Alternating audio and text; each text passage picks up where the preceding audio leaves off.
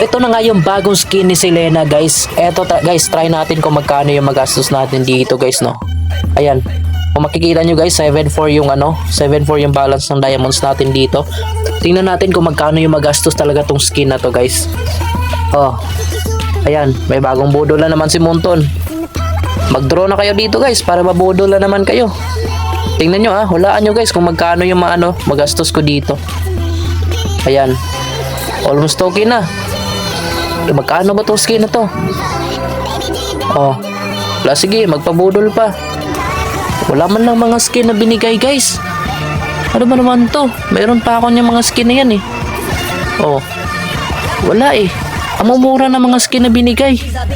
Wala na, ubos na yung dayas guys. Wala pa rin. Oh, eto na. Magkano yun? Magkano yung nagastos ko guys? Nasa almost 5k ata yun guys. Uy, may pa Disney vibe pa sila dito guys. So, ang angas ng skin na to guys.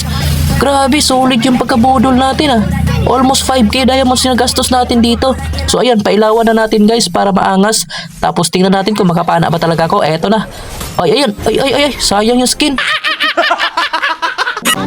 Pero it's a prank lang para guys. Makaka one hit para tayo. O diba?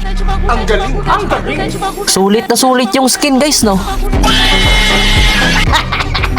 Nakakalakas talaga pag maganda yung skin. Tingnan nyo, one hit.